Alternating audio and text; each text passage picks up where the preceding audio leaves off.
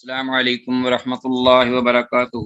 مرحبا مرحبا بعودتکم الى درس الحدیث من جدید ایها الطلاب الکرام، وحیاکم اللہ واکرمکم اللہ وزادکم اللہ شرفا وعزا، داعین اللہ جل شانہ ان یوفقنا لما یحب ویرضى۔ ربنا تقبل منا انک انت السمیع العلیم وتب علینا انک انت التواب الرحیم۔ عزیز طلباء، آج کے سبق کے حوالے سے ہمارے پاس جو کہ 28واں سبق ہے، ایپیسوڈ نمبر 28، جو احادیث زیر مطالعہ ہیں وہ آپ کے سامنے موجود ہیں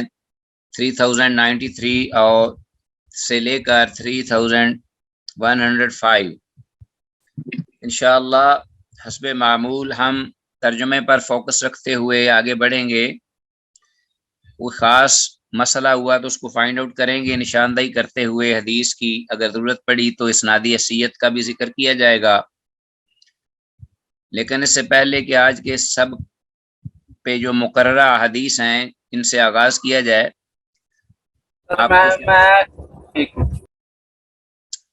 آپ کو معلوم ہوگا کہ گزشتہ سبق کے حوالے سے چند احادیث بلکہ ایک فصل جو ہے سابقہ، اس ایک فصل کی احادیث جو ہیں وہ ذکر کرنے سے رہ گئی تھیں اور ٹائم ہمارا تمام ہو گیا، ختم ہو گیا۔ آج ہم انشاءاللہ اختصار سے انہی احادیث سے آغاز کرتے ہوئے آج کے سبق کی احادیث کو بھی انشاءاللہ پڑھیں گے۔ تو آتے ہیں اللہ کی توفیق سے۔ سب سے پہلے سابقہ یعنی گزشتہ کل کا جو سبق ہے اس کی جو احادیث تھیں جو ہم ذکر نہیں کر پائے، وہاں سے آغاز کرتے ہیں احادیث کے مطالعے کا۔ کو میں شیئر کرتا ہوں وہ حدیث جو کہ کتاب النکاح کے سلسلے میں دوسری فصل ہے، الفصل الثانی، اور اس کی پہلی حدیث ہے 3089۔ ابو ہریرہ رضی اللہ تعالیٰ عنہ سے مروی ہے کہ ان رسول اللہ صلی اللہ علیہ وسلم، کہ یقیناً اللہ کے رسول صلی اللہ علیہ وسلم نے ارشاد فرمایا، قال ثلاثۃ، تین قسم کے ایسے لوگ ہیں، حق علی اللہ اونہم، کہ اللہ جل شانہ کی ذات اقدس پر یہ حق ہے ان کی مدد کرنا۔ گویا کہ اللہ جل شانہ نے ادرو رحم کے اور کرم کے اور فضل کے اور رحمت کے ان کی مدد کرنا اپنی ذات پر لازم کر دیا، ٹھہرا دیا۔ حالانکہ اللہ پر کوئی چیز لازم نہیں، نہ واجب ہے، لیکن ادرو کرم اور رحم کے اپنے بندوں کی مدد، گویا کہ قسم کا وعدہ جو کہ اللہ اپنا وعدہ خلاف نہیں کرتے۔ حق علی اللہ اونہم، تین قسم کے لوگ کہ اللہ جل شانہ پر حق ہے ان کی مدد کرنا۔ المکاتب، ایک تو وہ مکاتب الذی یرید الادا، جو کہ وہ قسطوار ادائیگی کے ساتھ اپنی آزادی کا ارادہ کرتا، اپنی آزادی چاہتا ہے۔ یہ اس وقت کی بات تھی جب زر خرید غلام تھے اور وہ اسی طرح ہی بکتے، فروخت ہوتے، خریدے جاتے، جیسا کہ پراپرٹی بیچی جاتی ہے یا فروخت کی جاتی ہے۔ تو کوئی غلام جو ہے وہ اپنے آقا سے یہ معاہدہ کر لیتا کہ میں ہر سال یا ہر مہینے یا اتنے دنوں کے اندر اتنی قسطیں ادا کیا کروں گا، اور اس اعتبار سے اپنی پوری آزادی کی مکمل قسطیں ادا کر کے آزاد ہو جاؤں گا، تو اس کو مکاتب کہتے ہیں۔ اگر کوئی اس کی باہر سے مدد کرتا اور وہ جلدی ان قسطوں کو ادا کر دیتا تو گویا کہ گردن کی آزادی میں ایک قسم کا بہت بڑا یہ اجر اور ثواب تھا۔ تو اللہ تعالیٰ جو بھی شخص چاہتا ہے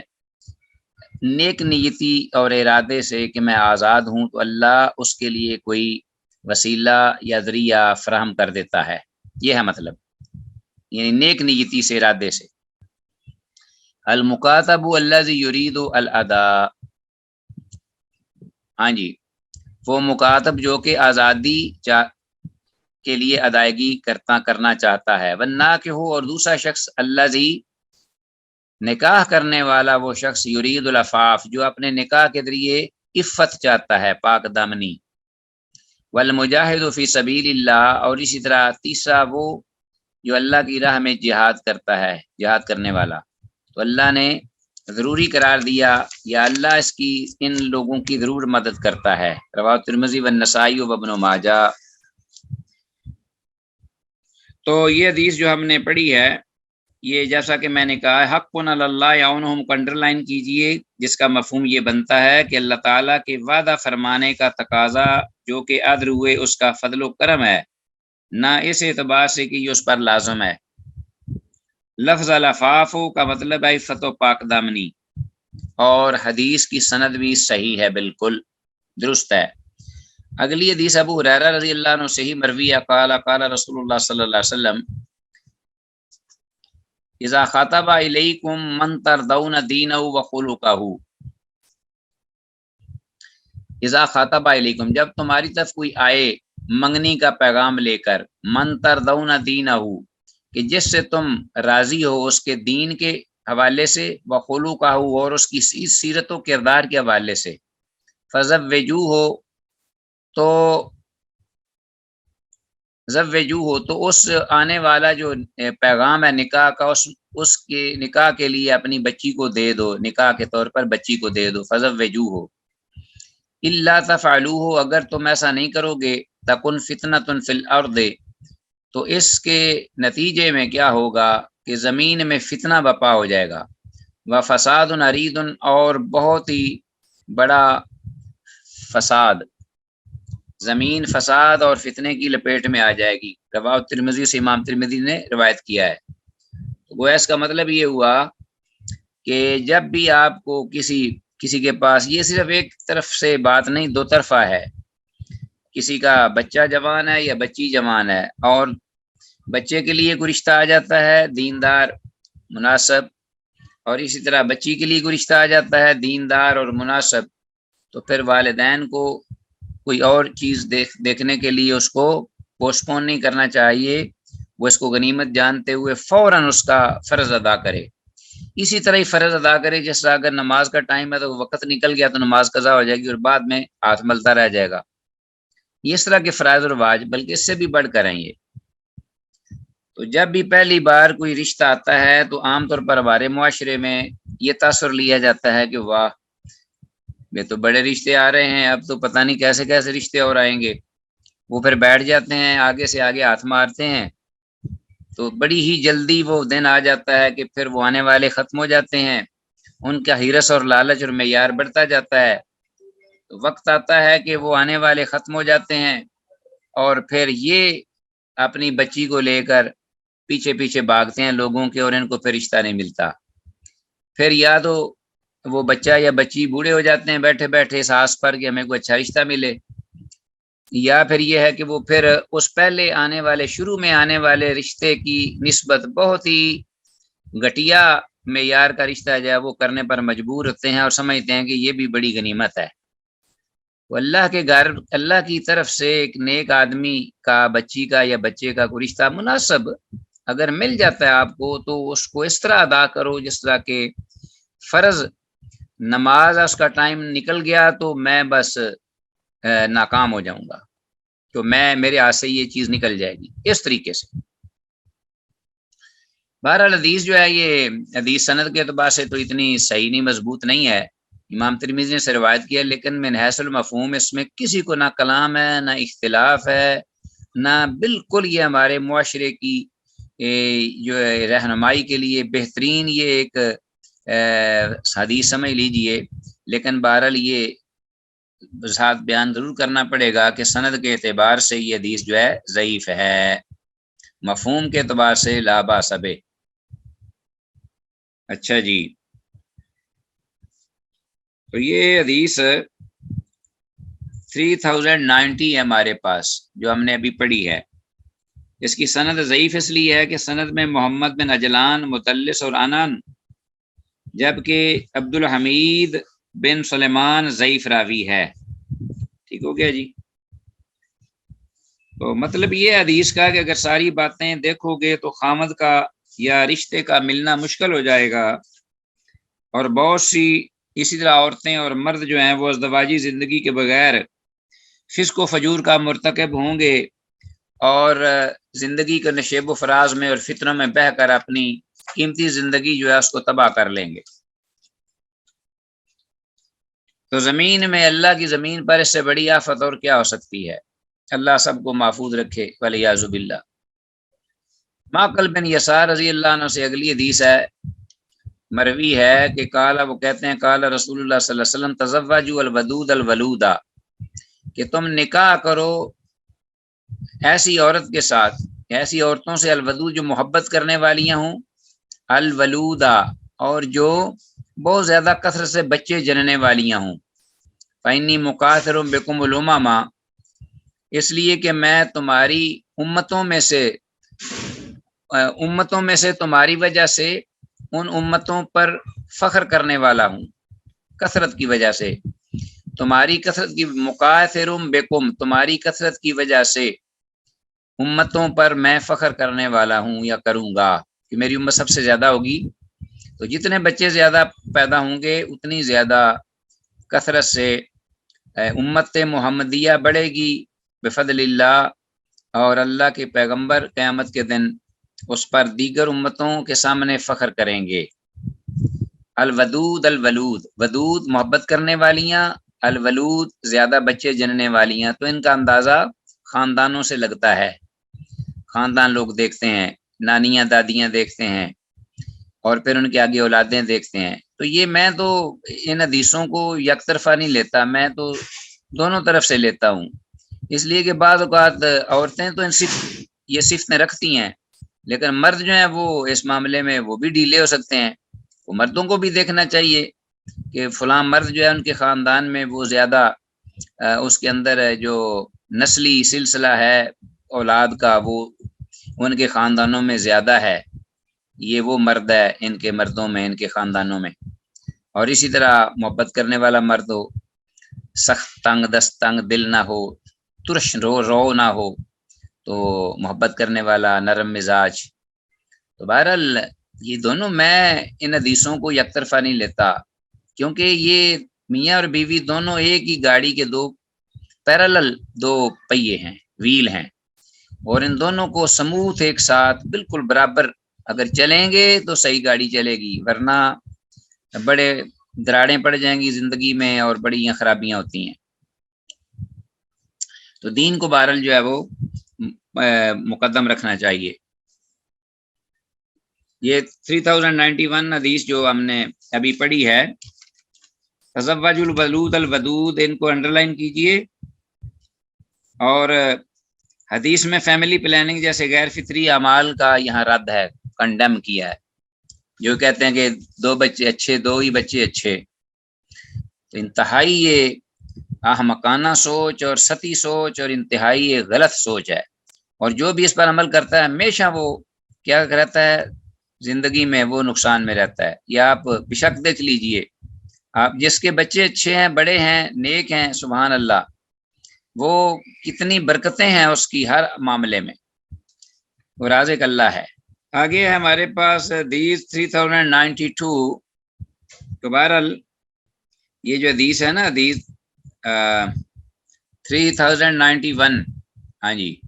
3091 جو ہے یہ حدیث سند کے اعتبار سے صحیح ہے، یہ جو ہم نے ابھی پڑھی ہے یہ بالکل سند کے اعتبار سے صحیح۔ آگے آتے ہیں 3092، 3092، عبد الرحمن بن سالم بن عتیبہ بن اویم بن ساعدہ الانصاری، وان عبد الرحمن ابن سالم ابن عتیبہ ابن اویم ابن ساعدہ الانصاری، وہ اپنے باپ سے بیان کرتے ہیں یعنی سالم سے، اور وہ اپنے دادا سے بیان کرتے ہیں قالا، کہ ان کے دادا نے کہا کہ قالا رسول اللہ صلی اللہ علیہ وسلم علیکم بالابکار، کہ تمہیں کیا کرنا چاہیے، تمہیں شادی کرنا چاہیے، علیکم یعنی مراد سے التامزو، فعل امر، علیکم بالابکار یعنی التامزو الابکار، باقرہ یہ وہ عورت جو کہ کنواری ہو، بکرن ابکار، تم پر لازم ہے، مراد ہے حدیث کے ظاہری الفاظ میں کہ تم پر لازم ہے کہ کنواری عورتوں سے شادی کرو، علیکم بالابکار، فإنہن اعذب افواہا، اس لیے کہ وہ جو کنواری لڑکیاں ہوتی ہیں وہ بولنے کے اعتبار سے میٹھی یعنی شیریں زبان، شیریں کلام، میٹھی زبان رکھتی ہیں، اعذب افواہا، وانتق ارحاما، اور بچے یا اولاد جننے کے اعتبار سے وہ زیادہ اپنا تندرست ہوتی ہیں، توانا، وانتق و رحامن وارضا بالیسیر، اور ہر چیز پر بہت کم پر راضی ہو جانے والی ہیں، کیونکہ ان کا پہلا تجربہ ہوتا ہے نا، تو وہ یہ سمجھتی ہیں کہ یہی چیز جو ہے میرے لیے بہت زیادہ ہے، تو اس پر جو بھی چیز خاوند سے اسے ملے تو اس پر وہ بڑی جلدی قناعت پسند بھی ہوتی ہیں، راضی بھی ہوتی ہیں، صبر بھی کرتی ہیں۔ تو یہ چیزیں جو ہیں کنواری میں ہوتی ہیں بنسبت شوہر دیدہ، شوہر جو عورتیں ہیں ان کی نسبت۔ روا ابن ماجہ مرسلان، امام ابن ماجہ نے سے مرسل روایت کیا ہے۔ یہ حدیث کی سند ضعیف ہے، چونکہ آپ ظاہری جیسے کہ ابن ماجہ کی روایت ہے مرسل روایت ہے، منقطع اس میں انقطاع ہے، تو اس لیے یہ سند ضعیف ہے۔ راوی عبد الرحمن کی جہالت سمیت حدیث مرسل ہے، عبد الرحمن راوی اس میں مجہول بھی ہے۔ اچھا جی، اور اس حدیث کے جو شواہد ہیں وہ بھی ضعیف ہیں۔ بہرحال انتق و رحامن کے الفاظ جو عزیز طلبہ انڈر لائن کیجئے، یہ آپ سے پوچھا جا سکتا ہے اس کا مطلب کیا ہے؟ زیادہ بچوں کو جنم دینے والی، انتق و رحامن۔ لیکن اس کا مطلب یہ نہیں ہے کہ جو دوسری خواتین ہیں جو متعلقہ ہیں یا جو بیوہ ہیں بیچاری، یا ان کے ساتھ آدمی جو ہے وہ نکاح ہی نہ کرے۔ اس سے مراد یہ ہے کہ آدمی جو ہے وہ ان سے بھی کرے، لیکن اگر اسے آسانی سے رشتہ مل رہا ہے اپنا کنواری خاتون کا، تو وہ اس کو پریفر کرے بلا وجہ۔ اگر اچھا رشتہ کنواری کا مل رہا ہے تو اس کو چھوڑ کر بلا وجہ دوسری خاتون کی طرف جانا، یہ جو ہے یہ مناسب نہیں۔ لیکن یہ کوئی حرام بھی نہیں ہے، میں آپ کو بتا دوں، یہ ایک ترغیب ہے، کیونکہ آپ کو پتہ ہے رسول اللہ صلی اللہ علیہ وسلم نے پہلا جو نکاح فرمایا تھا وہ آپ نے بیوہ سے، اور بیوہ بھی وہ تھیں سبحان اللہ، صرف دین کی چونکہ کوالٹی تھی اور اس کے اندر دیگر بھی بہت زیادہ کوالٹیز تھیں۔ حضرت خدیجہ رضی اللہ عنہا، سبحان اللہ کیا شان تھی ان کی۔ تو باقی شوہر دیدہ تھیں، مطلب دو شوہر ہو چکے تھے ان کے، اس سے پہلے اولادیں بھی تھیں، لیکن نبی مکرم صلی اللہ علیہ وسلم جو امام الانبیاء تھے، سبحان اللہ 25 برس کی عمر میں جوان اور شباب پہ انہوں نے 40 سالہ ان خاتون سے پہلا نکاح کیا۔ لیکن بہرحال بعد میں آپ نے کنواری عائشہ رضی اللہ عنہا سے بھی کر لیا، وہ چھوٹی تھی عمر کی، اسی حساب سے ہی پھر بیواؤں سے کیا آپ نے، پھر ان سے جو کہ اپنا دیگر تھیں جن کے شوہر نہیں تھے، بے سہارا تھیں، تو متعلقہ بھی تھیں۔ تو بہرحال بات اس میں وسعت ہے، الحمدللہ شریعت نے وسعت دی ہے ہر عورت اور مرد کو، کہ آزادی ہے، اس میں بندھن نہیں، تنگ دستی نہیں، اس بارے میں سختی نہیں۔ تو اصل میں حدیث میں ترغیب ہے کہ اگر اسی طرح خاتون ہے، اگر اس کو مرد ایسا ملتا ہے جو کہ نوعمر ہے بجائے بڑی عمر کے، تو اس کی بھی پہلی شادی ہے، تو اس کو کیا ضرورت ہے کہ ایسے خاوند کے پاس جائے، اس کو چھوڑ کر جو اس کو ایک اچھا شوہر مل رہا ہے اور جوان بھی ہے، نوعمر بھی ہے، کہ وہ کسی بڑی عمر والے کے پاس جائے۔ لیکن اگر کوئی کوالٹیز دیکھتی ہے، اگر کوئی دیکھتی ہے کہ میں اس میں میرے لیے فائدہ ہے، تو اس میں کوئی حرج بھی نہیں، شریعت نے روکا نہیں ہے، ترغیب ہے بس، کہ اگر دین میں ایک جیسے ہیں سارے تو اس میں اس کو ترجیح دے جو کہ کم عمر کا ہے یا کنواری ہے۔ ہاں جی، آگے آتے ہیں آج کے عزیز طلبہ، جو ہمارا آج کا درس ہے، اس میں اب ٹائم ہمارا آدھا گزر چکا ہے، انشاءاللہ اب ذرا جلدی پڑھتے ہیں اس کو تاکہ یہ ہم کور کر سکیں، اس سے پہلے کہ بھٹوی صاحب پھر آ جائیں اور ہمارا جو ہے لیسن پورا نہ ہو سکے۔ تیسری فصل آ گئی ہے کتاب النکاح کے سلسلے میں۔ پہلی حدیث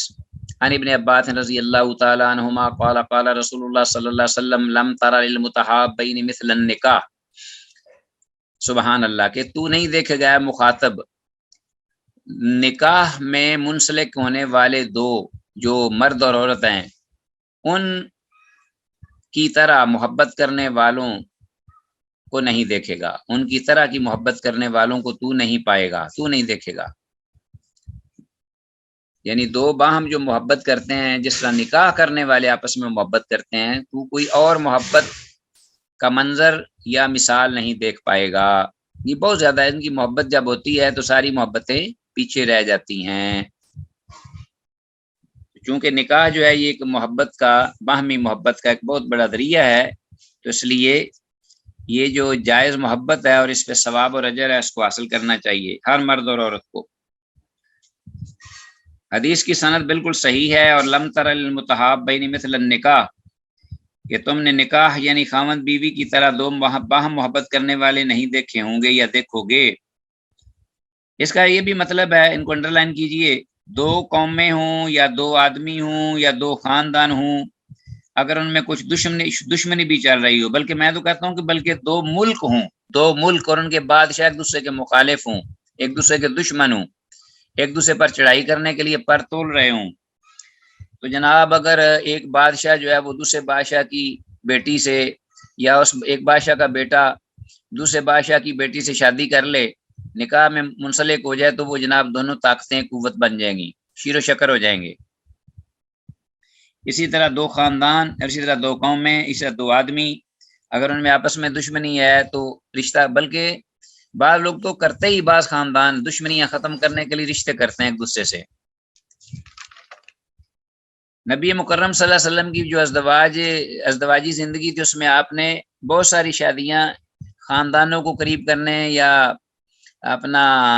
اسی طرح بیرون جو تھے، تاکہ یہودیوں کے ساتھ آپ نے رشتے آپ نے فرمائے، تو اس میں بھی یہی حکمتیں اور مصلحتیں تھیں دیگر مصلحتوں کے ساتھ۔ اچھا جی، تو قرابت داری دو طرح کی ہوتی ہے، ایک قرابت نسبی ہے، یعنی حسب نسب چلتا ہے اس سے، اور ایک قرابت سببی ہے، سبب بنا، نکاح سبب بن گیا، میاں بیوی آپس میں جو ایک دوسرے سے بالکل نابلد تھے، ایک دوسرے کے لیے غیر تھے، ایک دوسرے کے لیے ناآشنا تھے، بالکل اجنبی تھے، وہ اس طرح شیر و شکر ہو گئے۔ سبحان اللہ، کہ بسا اوقات انسانوں کو اپنی بیوی کے جو بہن بھائی ہیں نا سسرالی، وہ اپنے بہن بھائیوں سے بھی بڑھ کر جو ہے وہ پیارے ہو جاتے ہیں، ان سے الفت شروع ہو جاتی ہے۔ چلو جی 394 وعن انس بن قال انس رضی اللہ تعالیٰ عنہ قال قال رسول اللہ صلی اللہ علیہ وسلم، حضرت انس رضی اللہ عنہ سے روایت ہے کہ وہ کہتے ہیں کہ رسول اللہ صلی اللہ علیہ وسلم نے ارشاد فرمایا، من اراد ان یلقى اللہ طاہرا مطہرا، کہ جو شخص یہ چاہتا ہے، من اراد ان یلقى اللہ، کہ وہ اللہ سے ملاقات کرے، طاہرا طاہر پاک، مطہرا پاکیزہ حالت میں، فلیتزوج الحرائر، تو اسے چاہیے کہ وہ آزاد عورتوں سے شادی کرے، الحرائر تو حراتن، آزاد عورت، حرائر یہ جمع ہے کہ آزاد عورتیں، تو چونکہ اس وقت غلام عورتیں بھی ہوتی تھیں، لونڈیاں، تو اس کی نسبت آزاد عورتیں ظاہر ہے کہ ایک عزت میں بھی، شرف میں بھی، کمال میں بھی، پاکیزگی میں بھی، ہر اعتبار سے وہ خاندانی اعتبار سے بھی وہ آگے ہوتی تھیں، تو ایک ترغیب ہے۔ بہرحال اس کا مطلب یہ بھی نہیں کہ آدمی جو ہے وہ لونڈیاں جو ان کو رکھنے پہ انہیں گناہ تھا، نہیں، انٹرنیٹ نے پرابلم کریٹ کیا ہے، الحمدللہ ڈسکنیکٹ ہو گیا تھا، میں نے دوبارہ جوائن کیا اس کو، تو آتے ہیں اس کے بعد حدیث ہمارے پاس 3095، تو یہ حدیث جو 3094 ہے، یہ میں کہہ رہا تھا کہ یہ حدیث ضعیف ہے سند کے اعتبار سے، بلکہ انتہائی ضعیف ہے۔ ٹھیک ہو گیا جی، سلام بن سوار ضعیف ہے، اور کثیر بن سلیم بھی انتہائی ضعیف راوی ہے اس میں۔ سلام بن سوار یہ ضعیف راوی ہے، کثیر بن سلیم یہ بھی انتہائی ضعیف ہے، سند کے اندر دو علتیں ہیں۔ آگے آتے ہیں، اگلی حدیث ہے ہمارے پاس ابو امامہ رضی اللہ عنہ سے، وہ اللہ کے نبی صلی اللہ علیہ وسلم سے مرفوع بیان کرتے ہیں کہ انہ یقول، اللہ کے نبی صلی اللہ علیہ وسلم فرماتے ہیں، مستفاد المومن بعد تقوی اللہ، کہ مومن نے اتنا فائدہ نہیں اٹھایا اللہ کے تقوی کے بعد، اللہ کے خوف یا ڈر کے بعد، خیرا لہ من زوجۃ صالحۃ، جو کہ بہتر ہو اس کے لیے نیک عورت کی نسبت، نیک عورت سے بڑھ کر اللہ کے تقوی کے بعد کسی بھی مومن نے زیادہ فائدہ حاصل نہیں کیا۔ تو نیک عورت جو ہے وہ کیا ہے، اس کی کیا صفات ہیں؟ ان امرها اطاعت ہو، جب وہ اس کو حکم دے، عورت کو، اپنی بیوی کو، یہ یہاں حکم جو ہے مراد شرعی حکم ہوگا، اللہ کی نافرمانی میں نہیں، معروف میں۔ اطاعت ہو تو وہ اس کی اطاعت کرے، وَإِن نَظَرَ إِلَيْهَا، اور اگر وہ اس کی طرف دیکھے، سرت ہو تو وہ اس کو خوش کر دے، یعنی اس طرح جب وہ خاوند دیکھے اپنی عورت کو، بیوی کی طرف، تو وہ مسکرا کر اس کا استقبال کرے اور خوش اسلوبی سے مسکراتے چہرے کے ساتھ۔ وَإِنْ أَقْسَمَ عَلَيْهَا بَرَّتْهُ، اور اگر وہ اس پر قسم کھا لے تو وہ اس کی قسم کو سچ کر دکھائے۔ مثلا اگر خامند کہے کہ لوگوں کو، مثلا خامند یہ لوگوں سے کہے کہ اللہ کی قسم ہے اگر اپنی بیوی سے کہوں نا کہ فلاں جگہ پہ نہ جاؤ تو وہ کبھی نہیں جائے گی، تو اس پر وہ اس کی قسم کو پورا کرے اور واقعی وہ نہ جائے، تاکہ خامند کی قسم جھوٹی نہ ہو لوگوں کے سامنے۔ وَإِنْ غَابَ عَنْهَا نَصَحَتْهُ فِي نَفْسِهَا وَمَالِهِ، اور اگر وہ مرد اس سے غائب ہو جائے، یعنی سفر وغیرہ میں جائے یا گھر سے کسی کام کے لیے نکلے، تو وہ اس کے بارے میں خیر خواہی کرے، اس کی خیر خواہی کرے اپنی ذات کے حوالے سے، ومالہ، اور اس کے مال کے حوالے سے بھی۔ رواه ابن ماجہ الحدیث الثلاثہ، امام ابن ماجہ نے ان تینوں حدیثوں کو روایت کیا ہے، یہ حدیث اور اس سے پہلی دو حدیثیں اوپر والی جو ہیں، ان تینوں کو امام ابن ماجہ نے اپنی سنن ابن ماجہ میں روایت کیا ہے۔ تو بہرحال حدیث جو ہے یہ سند کے اعتبار سے تو ضعیف ہے، انتہائی ضعیف ہے، ٹھیک ہو گیا جی۔ اس لیے کہ سند میں علی بن یزید انتہائی ضعیف اور متروک راوی ہے، جبکہ عثمان بن ابی العاتقہ بھی ضعیف راوی ہوا، تو دو علتیں ہیں اس کے اندر، دو ضعیف راویوں کی سند میں۔ لیکن بہرحال اس کا جو مفہوم ہے، معنی ہے، اس سے ملتے جلتی جزوی دیگر احادیث جو صحیح ہیں وہ اس کی تائید کرتی ہیں، تو اس میں کسی کو کوئی ملامت نہیں یا کوئی اختلاف نہیں ہے۔ نیک عورت کی یہی صفات ہیں من جملہ دیگر صفات کے ساتھ۔ آگے ہمارے پاس انس بن مالک رضی اللہ عنہ سے روایت ہے، قال قال رسول اللہ صلی اللہ علیہ وسلم، اللہ کے رسول صلی اللہ علیہ وسلم نے ارشاد فرمایا، اذا تزوج العبد فقد استکمل نصف الدین،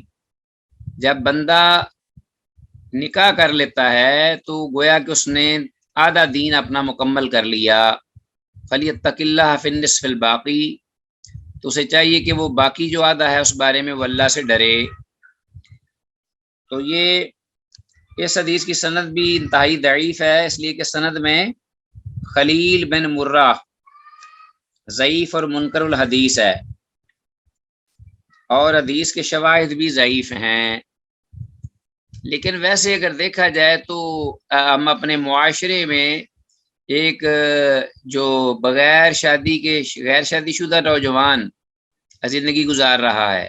بچے کی بات نہیں کر رہا، نو عمر کی نہیں بات کر رہا، جو کہ پکی عمر والا ہے، وہ مرد ہو یا عورت، اسی طرح ایک غیر شادی شدہ ہے اور ایک شادی شدہ، تو دونوں میں نمایاں فرق ہوگا، ان کی زندگی کے اطوار، رہن سہن، چال چلن، ان کے تقوی، پرہیزگاری، ان کی جو زندگی کا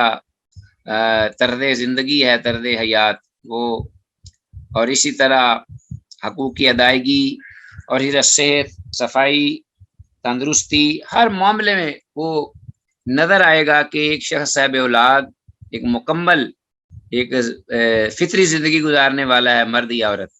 اور ایک اس سے بغیر عطئی دامن ہے، تو بڑی کمیاں ہوں گی ان کے اندر۔ تو گویا کہ اسی لیے کہا کہ پورا آدھا دین اس نے مکمل کیا، اور خاص طور پہ اخلاقیات کی جو حفاظت ہے وہ بہت ضروری ہے دینی اعتبار سے، وہ بھی اس سے حاصل ہوتی ہے۔ آگے آتے ہیں 3097، عائشہ رضی اللہ عنہ سے قالت، وہ کہتی ہیں، قال النبی صلی اللہ علیہ وسلم، کہ اللہ کے نبی صلی اللہ علیہ وسلم نے فرمایا، ان اعظم النکاح برکۃ ایسر مؤنۃ، کہ برکت کے اعتبار سے سب سے زیادہ بڑھ کر وہ نکاح ہے کہ جس میں سب سے کم مشقت یا محنت کی جائے، یا جس میں محنت مشقت سے مراد اخراجات بھی ہیں سر فہرست، کہ جس میں لاگت بہت آ جاتی ہے تو اس میں محنت بھی بڑھ جاتی ہے، مشقت بھی، پریشانی بھی، لوگ قرض چڑھا لیتے ہیں، پریشان ہوتے ہیں، لیکن پھر بھی وہ جو اثرتیں ہیں پوری نہیں ہوتی، کیونکہ ہر حسرت کے بعد ایک نئی حسرت جس کا کوئی کنارہ نہیں۔ ٹھیک ہو گیا جی؟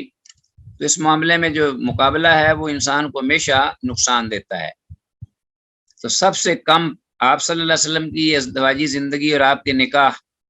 آپ کے حیات طیبہ میں صحابہ کے نکاح، وہ ہمارے لیے مشعل راہ ہیں، انشاءاللہ آگے آئیں گے۔ تو بہرحال حدیث جو ہے سند کے اعتبار سے چونکہ محدثین امین ہیں، اس لیے جتنی بھی حدیث بظاہر مفہوم کے اعتبار سے صحیح ہو، انہوں نے اس کو پیش کر رہے ہیں سند کے حوالے سے۔ سند کے اعتبار سے اگر کوئی حدیث جو ہے وہ صحیح نہیں تو انہوں نے یہی کہنا ہے کہ حدیث سند کے اعتبار سے صحیح نہیں ہے، حدیث کی سند ضعیف ہے۔ اور پہلی اور اس حدیث کو امام بہقی رحمہ اللہ نے شعب الایمان میں دونوں کو روایت کیا ہے، یہ حدیث اور اس سے پہلی جو ہے 3096 جو حدیث ہے اوپر، اور یہ دونوں 3097۔ تو بہرحال اس حدیث کی جزوی تائید جو ہے نا دیگر الفاظ میں، وہ کچھ دیگر حدیث سے ہوتی ہے جن کے الفاظ ذرا مختلف ہیں، لیکن مفہوم تقریباً یہی بنتا ہے۔ اور اگر ہمارے تجربے کو دیکھیں اپنی تجرباتی زندگی میں، تو بالکل حدیث صحیح فٹ آتی ہے کہ آج جو لوگ جتنا زیادہ خرچ کر لیں اتنی زیادہ پریشان ہوں گے، نکاح کے بارے میں برکت اٹھ جائے گی، اور جتنے کم مشقت ہوگی، جتنا کم اخراجات ہوں گے اتنی زیادہ برکت ہوگی۔ اور جو چیز ترجیح دینے والی ہیں ان میں انسان دین کو، دینداری کو، نیک اعمال کو ترجیح دے۔ ٹھیک ہو گیا نا؟ تو بہرحال اس میں کوئی شک نہیں ہے کہ جس نکاح میں مشقت اور اخراجات کم ہوتے ہیں وہ باعث برکت ہوتا ہے۔ بعض حدیثوں میں یہ الفاظ ہیں ان من یمن المرأۃ تیسیر خطبتها و تیسیر صداقها و تیسیر رحمها، اور اس کی سند حسن ہے کہ یہ عورت کی بڑی ہی ایک اچھی خوبی اور ایک برکت، باعث برکت ہے یہ چیز کہ اس کی شادی جب ہو تو اس وقت نکاح اور منگنی کی جو تقریبات ہیں اس میں بہت کم خرچ اخراجات آئیں، بلکہ ہوں ہی نہ، اور اسی طرح اس کے حق مہر میں بھی آسانی ہو اور دیگر معاملات میں۔ آگے آتے ہیں عزیز طلباء، اسی کتاب نکاح کے ضمن میں ایک نیا باب آیا ہے، آپ کے سامنے موجود ہے، باب النظر الی المخطوبۃ و بیان العورات۔ جس عورت کو پیغام نکاح دیا جائے اسے دیکھنے اور پردہ کی چیزوں اور سطر کا بیان، سطر کی حدود کیا ہیں، اور جس جو مخطوبہ ہے، جس سے منگنی کی گئی ہے یا جسے پیغام نکاح دیا گیا اس کو دیکھنے کے بارے میں۔ ہمارا معاشرہ اس میں بھی بڑی غیرت دکھاتا ہے، اور باقی جو غیر شرعی کام ہیں ان میں بغیرتی کی انتہاؤں کو پھلانگ جاتے ہیں، لوگ کراس کر جاتے ہیں۔ وہ ان کے لیے انہوں نے نام رکھا ہوا ہے بغیرتی کی بجائے روشن خیالی، وسیع ظرفی اور خوش اخلاقی۔ سبحان اللہ، اللہ کی نافرمانی اس کو انہوں نے نام دیا ہوا ہے، مختلف نام دیے ہوئے ہیں، اور جو معاملہ آتا ہے شرعی تو اس وقت وہ کہتے ہیں کہ یہ تو جو چیز ہے یہ غیرت کے منافی ہے۔ ان میں من جملہ دوسرا نکاح بھی ہے، دوسرا تیسرا نکاح، یا جس عورت یا مرد کے ساتھ، عورت کو چاہیے کہ وہ مرد کو دیکھے اور مرد کو چاہیے وہ عورت کو دیکھے، کوئی حرج نہیں، دیگر احباب کے پاس سامنے تسلی کریں۔ الفصل الاول عن ابی ہریرہ رضی اللہ عنہ قال جاء رجل الی النبی صلی اللہ علیہ وسلم فقال، ایک آدمی آیا اللہ کے نبی صلی اللہ علیہ وسلم کی خدمت میں، کہنے لگا انی تزوجت امرأۃ من الانصار، کہ یقیناً بے شک میں نے شادی کی ہے انصار میں سے ایک عورت کے ساتھ نکاح کیا ہے۔ قال، آپ نے فرمایا